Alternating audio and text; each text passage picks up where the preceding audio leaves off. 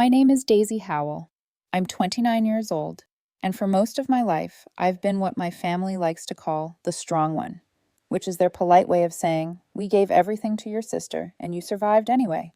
For years, I told myself it didn't bother me, that I didn't care that Madison got the new dresses, the new phone, the new car, the applause, the attention, the spotlight, while I learned how to make things stretch, how to take the bus, how to not expect anyone to show up for me. Then I met Caleb. Caleb Morgan, my boyfriend of 2 years.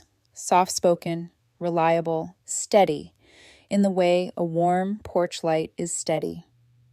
I used to think men like him were made up, invented by romance novels and anti-anxiety medication. But no, he's real. And he sees me in a way my own family never quite could, which is probably why I decided it was time to bring him home. I don't know why I thought things would be different. Hope is a stubborn thing, even when logic begs it to stay quiet. When we walked into my parents' house, the first thing my mom did was that smile. The one that stretches but never softens. The one she uses for PTA gossip and neighbors she doesn't like. "Oh," she said, eyes flicking over Caleb like she was appraising a purse on clearance. "You didn't tell us you were bringing guests." Guests, plural, as if Caleb and I were a swarm. She ignored me completely and aimed the smile at him. "Would you like sparkling water? Or lemon water? Or tea?" I didn't get a question. My dad didn't even look up from his tablet. "Hey," he grunted at the screen, assuming it was me. When he finally glanced, he added, "Oh, him." Still no nod, no handshake, no warmth. Then came the echoing click, click, click of heels that always meant one thing. Madison, my older sister. Golden child, walking trophy case, chronic overachiever with a talent for entering rooms like she's accepting an Oscar. She swept in, hair perfect, perfume expensive enough to feed a small village. "Daisy!" she squealed, voice sugary and sharp. "You didn't tell me your boyfriend was this handsome." I felt Caleb tense beside me. I squeezed his hand under the table. We were barely 5 minutes in. Dinner was a smooth disaster from start to finish. Mom served salmon with microgreens I couldn't pronounce. She gave Caleb the bigger piece. She gave Madison the prettier piece. She gave me the corner. Caleb tried asking Dad about golf. Dad dismissed him with a wave. Gave it up. Too immature. Madison spent 20 straight minutes talking about her upcoming trip to Cabo and how she was manifesting business class upgrades using her vision board. My mom nodded like Madison had just quoted scripture. Caleb kept trying to be polite. I kept trying not to scream. Every family dinner with them feels like tiptoeing through emotional landmines. Then, the front door opened, and Grandpa Gerald walked in. The only person in the entire family who doesn't perform, who doesn't pretend, who doesn't play favorites. Grandpa is sharp-eyed, no filter, old-school steel wrapped in flannel. He stepped into the dining room, cane tapping, gaze grazing each of us, before settling on Caleb. "Well now," he said, voice gravelly but warm. "Who's this fine young man?" "This is Caleb," I answered, sitting up. "My boyfriend." Grandpa grinned. "Well, Daisy, good for you." Caleb chuckled, already charmed. Grandpa turned to me, his eyes twinkling. "Hey, show him the car I got you. That thing still running smooth?" Silence. My fork froze midair. My throat went cold. My mom's smile cracked. Madison straightened. Caleb blinked at me. "You had a car?" I laughed, a bitter bone-dry laugh that hurt coming out. "I never got a car." Grandpa frowned. "What do you mean? I gave money to your parents for your first car, years ago." My stomach dropped. "No," I said quietly. "I never saw a dime." The air went stone still. Grandpa's wrinkles deepened as confusion folded into suspicion. "I wrote a check," he said slowly. 5,000. Gave it right here in this kitchen. Told your dad it was for you, not Madison, not anyone else." Mom laughed nervously. "Oh, Dad, you must be misremembering." Grandpa snapped his gaze to her. "You calling me senile?" Dad suddenly found his tablet extremely interesting. Madison lifted her wine glass. "Well, I do remember Dad saying something about a dealership visit, but I didn't know the money was for Daisy." Grandpa locked onto her. "You knew something?" Madison froze mid-sip. Grandpa leaned forward, voice razor-sharp. "So, who stole it?" Mom dropped her fork. Dad exhaled like someone had just asked him to confess to a murder. "No one stole anything," Mom insisted, voice cracking. "It was a confusing time." Grandpa cut her off. "Did Daisy get a car?" "No," Mom whispered. "Did you use the money for a car for Daisy?" "No." "Did Daisy ever receive a single cent of it?" "No answer." Madison stared at her lap as if she could disappear. Caleb's hand slid under the table and found mine. His thumb pressed gently against my palm, grounding me. Dad finally spoke. Madison had crashed her old car. We needed to help her. Daisy was doing fine. She's always resourceful. Resourceful, that word again. The one they used like a compliment, but meant as a sentence. Grandpa looked at me, pain flickering over his features. What were you driving then? I swallowed. I was taking the bus, I whispered. 2 buses, walking the rest on Sundays because one route didn't run. Caleb tightened his grip on my hand, just once, enough to keep me from shattering.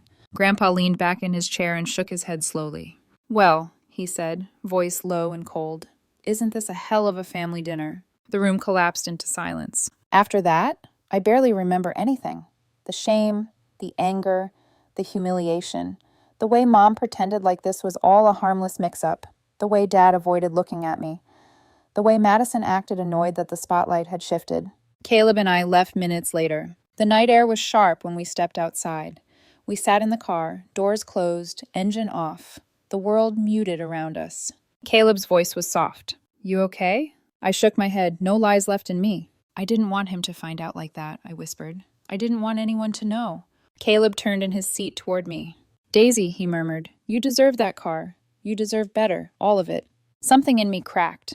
Not loudly, not dramatically. Just quietly, like an old door giving way after years of pressure. I exhaled, feeling the weight of a lifetime pressing against my ribs. He reached out and brushed a tear from my cheek. You didn't do anything wrong, he said, and you don't have to pretend you're okay. I swallowed hard. For the first time in years, I believed him. Caleb didn't push me to talk that night. He didn't ask for explanations or reassure me with empty words. He just held my hand on the drive home, his thumb gently circling my skin, like he was trying to remind me where I ended and the pain began. I barely slept. I kept hearing Grandpa's voice replay in my head. Did Daisy ever receive a single cent of it? And the silence that followed. The silence that said everything I had always feared was true. By morning, my phone buzzed. A message from Grandpa. Swing by tomorrow. I want to show you something. No details, no punctuation. Classic Gerald Howell. Caleb insisted on coming with me the next day, but I told him I needed to go alone. Grandpa and I have always had this unspoken language, a quietness that exists between people who don't need to perform for each other. I drove over in my old dented Toyota. The irony wasn't lost on me. When Grandpa opened the door, he was wearing his faded fishing hat and the same navy flannel he always claims he just grabbed off a sale rack in 1989. I know for a fact it cost $80. He waved me in with a grunt. You want coffee? Sure. We sat at the tiny kitchen table, the one that still had a chip from when I knocked over a bowl of spaghetti when I was 8. He didn't say anything at first, just poured coffee. Strong, black, the way he drinks it and the way he made sure I learned to drink it too. Finally, he slid a thick manila folder across the table. I frowned. What's this? Open it. Inside were printouts, emails, bank records, dealership invoices, account numbers, and the kicker, a DMV transfer record with Madison's name on it, dated 2 weeks after Grandpa issued the check. My heart lurched. You found all this? Got a buddy from the DMV. Owes me favors. And I'm damn good at finding paperwork people don't want me to find. I traced the highlighted lines with trembling fingers. It was all there. Proof. Concrete, undeniable proof that I had been erased from my own gift. My throat tightened. Why did you dig into this? Grandpa leaned back, folding his hands. Because I hate being lied to, he said calmly. And I hate it even more when the one getting screwed is the only person in the family who's ever carried herself without entitlement. I blinked hard. Grandpa, He held up a hand. I also called your parents. Told them I want every dollar accounted for. Told them if I don't get answers, I'll talk to a lawyer. A wave of shock rolled through me. You'd sue them? He snorted. Don't tempt me. I've been looking for an excuse to skip Thanksgiving for years. Despite everything, a laugh escaped me. A fragile one, but real. Then he reached under the table, grabbed an envelope, and slid it toward me. And this is for you. I opened it. A key. A picture of a dark green pickup truck. Sturdy, clean, simple. My jaw dropped. Grandpa, what is this? It's parked outside, he said casually. Title's in your name. Bought it yesterday. My chest tightened. But I can't. It's not replacing what I already gave you, he interrupted. It's correcting what they stole. My eyes blurred instantly. I don't know what to say. You don't have to say anything. Just promise me something. I wiped at my cheek. Anything. He pointed at me with the sternest expression he'd had all afternoon. Next time someone hands you scraps and calls it a feast, don't you dare thank them for it. I swallowed hard. Flip the damn table. The next morning, I drove the truck to work. It wasn't flashy. No fancy screens, no luxury leather, just solid metal, a steady engine, and a kind of quiet dignity that matched exactly how I wanted to feel. When I pulled into the lot, my coworkers swarmed around me like it was Christmas morning. Dang, Daisy, new wheels! Since when do you drive a beast like this? Girl, did you win the lottery? I smiled. First real smile in days. Something like that. I didn't explain more. Let them guess. Let me have this. For once, people assuming the best felt good. That night, the messages started. Madison, so you finally got the truck. Congrats, I guess. I stared at the screen. No apology, no accountability, just bitterness. I didn't reply. 10 minutes later, Madison.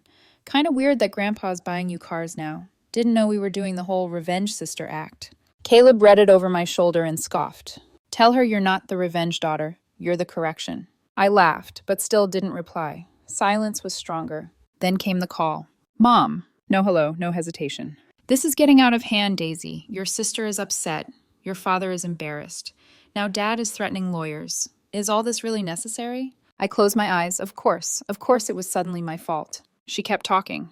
You got a truck. That's great. But dragging this out won't fix anything. We're still a family. Family. They loved that word. They loved using it to tape over the damage. Do you even hear yourself? I said quietly. Silence. For years, I was told to make do, to be grateful, to accept that Madison needed more. You gave her a car with money meant for me and acted like that was normal. And now that Grandpa actually does something for me, you call it drama? Mom exhaled sharply. Classic Daisy. We had limited resources. You always managed. Yeah, I did, alone. I'm not asking for apologies, I told her. Just stop pretending this was ever fair. And I hung up. For once, I was the one ending the conversation. A week passed. Caleb and I settled into a comforting rhythm. Work, dinner, quiet evenings. Grandpa called every other day to ask if I'd changed the oil yet. I lied and said yes. Then someone knocked on my apartment door. Caleb peeked through the peephole and whispered, It's your dad, alone. My stomach dropped. I opened the door halfway. He looked smaller, deflated. You got time? He asked quietly. That depends. He swallowed. I didn't handle it right, he said. The money, the car, a lot of things. I didn't speak. I didn't think it mattered. You were always the one who figured things out. Madison, she needed help. No, I said. She expected help. You gave it to her every single time. He winced. You're angry. I shook my head. I used to be. Now I'm just done. He nodded once, a slow, wounded movement. Okay. Then he turned and walked away. No excuses, no argument, just gone. And somehow, that hurt more than yelling would have. But I didn't chase him. Not anymore. For a few days, life became strangely calm. The kind of calm that feels like the air right before a storm. Still, heavy, expectant. Caleb tried to make things feel normal. He cooked on nights I was too drained. He'd sit beside me while I scrolled through job emails or folded laundry, gently bumping my shoulder whenever he thought I was drifting too far into my thoughts. One afternoon, as we were leaving the grocery store, a familiar voice called out behind us. Caleb? We turned. And there she was, Riley Hart, Caleb's ex-girlfriend. Tall, elegant, polished like a magazine ad. She wore a blazer that looked twice my monthly rent and heels that had never touched real dirt. Her eyes flicked from Caleb to me, then back to Caleb. Oh, she said with a practiced smile. You must be Daisy.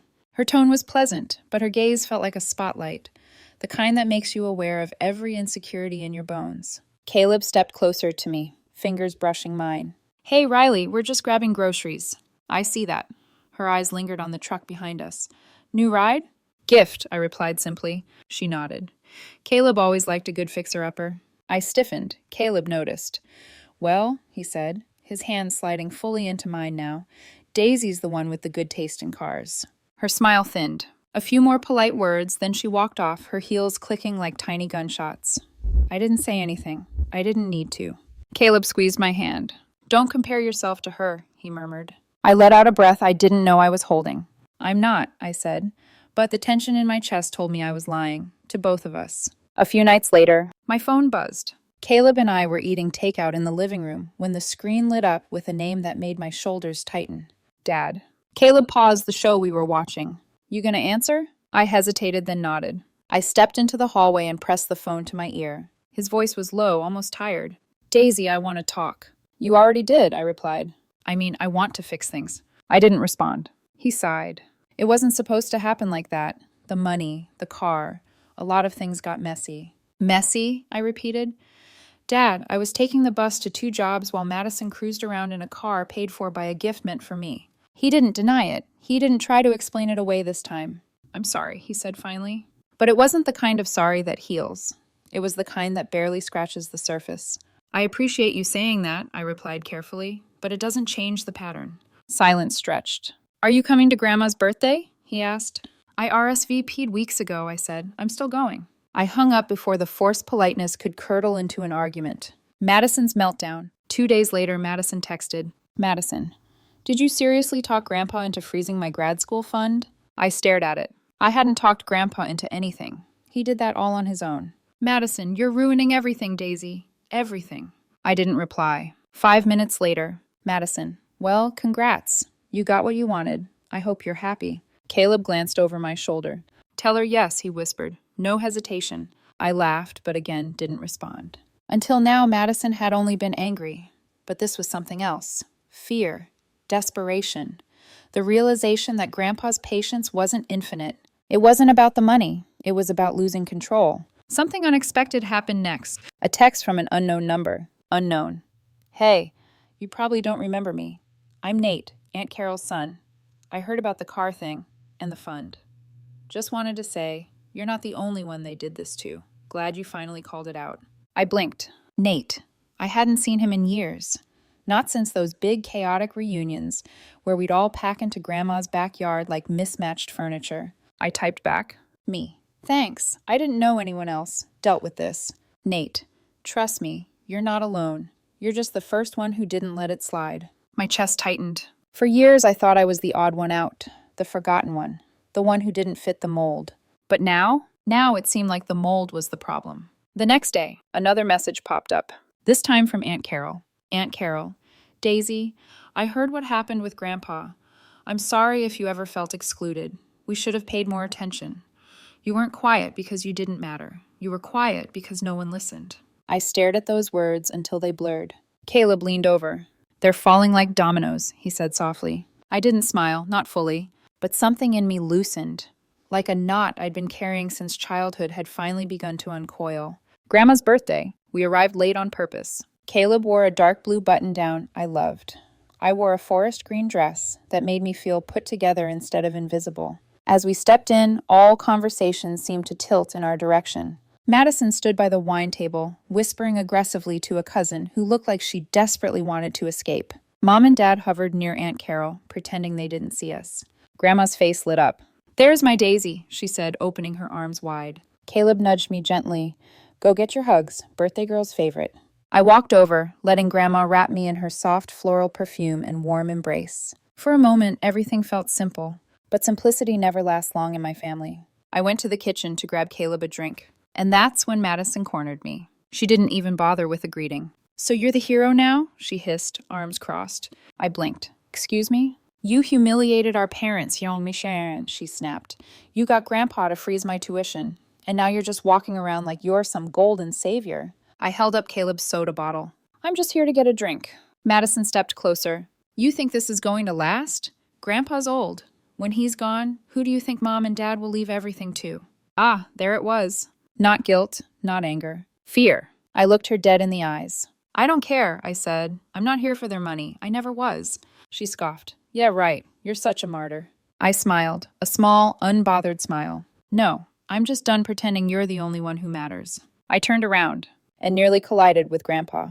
He had apparently been standing in the hallway listening to everything. He stepped past me and tapped his spoon against his glass. The room went silent. I just want to say something before we cut the cake, he announced. I froze. Grandpa scanned the room. This family has been running on appearances for too long, he said. We talk big, celebrate big. But when it comes to showing up, some of us fall short. Everyone stared, no one breathed. I gave money meant for Daisy, he continued. It got rerouted without a word, and somehow she's the one being treated like a problem. My stomach twisted. Dad cleared his throat. Mom blinked rapidly. Madison's jaw tightened hard enough to crack a tooth. Grandpa turned to me. Daisy, he said, voice steady.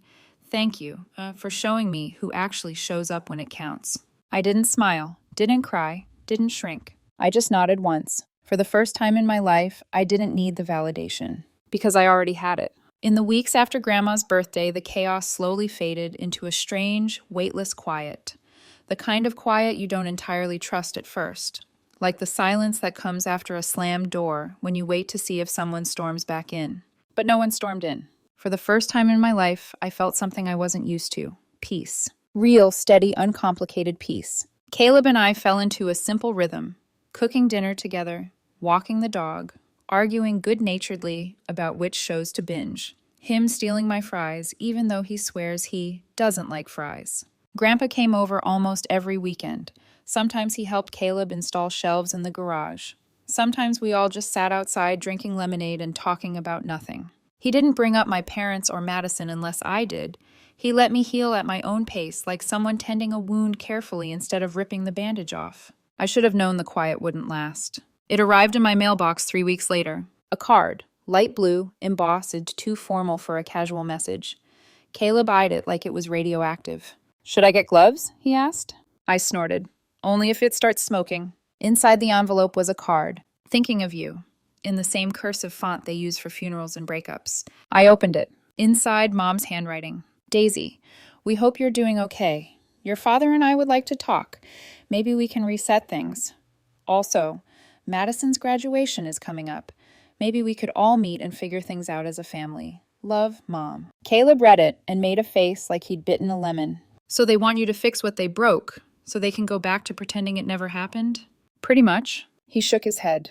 "They didn't apologize. They didn't acknowledge anything. They just want you to lay down the bricks so they can walk over them again." He wasn't wrong. I set the card on the counter. "I don't owe them my energy anymore," I murmured. Caleb wrapped his arms around me from behind. "No, you don't." The next weekend, Grandpa came over wearing his infamous fishing hat and carrying a drill he absolutely did not know how to use safely. We were halfway through installing more garage shelves when he asked casually, "You get their letter?" I did. "And?" "It asked me to reset things, mostly because Madison's tuition is coming up." Grandpa muttered something that sounded very much like a censored swear word. Then he said, "Don't let them drag you back in." I took a breath. "I'm not." "Good," he said firmly. "You're not the problem. Never were. They're upset because you stopped letting them get away with things." He was right. Of course he was right. The moment I set boundaries, the whole house of cards collapsed, and now they wanted me to glue the edges back together so they could pretend it was still stable. Not anymore. That night, I sat at my desk and wrote a reply card. Short, simple, clear. "Mom, I'm doing well. I hope you are too. I won't be covering Madison's tuition. If you'd like to reconnect, it has to be without conditions or expectations. Please don't reach out unless it's for that purpose. Daisy." No anger, no pettiness, just boundaries, the kind I should have set years ago. I mailed it the next morning, and then I waited, not for a reply, but for the feeling of something shifting inside me. It came 2 nights later. I was cooking pasta when Caleb called from the hallway. "You got another letter." I wiped my hands and walked over. It wasn't from my parents. It was from Aunt Carol. Inside was a photo, a candid snapshot. Me, Caleb, Grandpa, and 2 cousins, Nate and Lily, sitting on lawn chairs outside my place, laughing at something Grandpa had said. It was warm, imperfect, real. On the back, Aunt Carol had written, "This is what family looks like when you choose it." My eyes warmed instantly. Caleb slipped an arm around my waist. "Frame it," he murmured, "right by the front door." So I did. I hung it in the hallway where anyone who walked into my home would see it first. A reminder, not of what I lost, but what I finally stopped chasing. Epilogue, the life I built. Months passed. My relationship with my parents stayed quiet.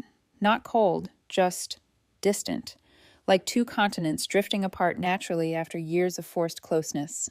I didn't attend Madison's graduation. I didn't send money. I didn't step back into the role of the forgotten daughter trying to impress people who only saw her when she broke. Instead, I built a life with people who actually showed up. Caleb, Grandpa, Aunt Carol, cousins who reached out, friends who stayed, community I hadn't realized I had. And every morning when I opened the door and saw that framed photo, I remembered the greatest lesson Grandpa ever gave me. You don't have to earn love from the wrong people.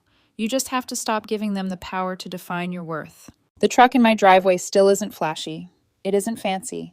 But it runs steady, honest, true. Just like the life I've rebuilt. Just like the family I've chosen. just like the woman I finally let myself become.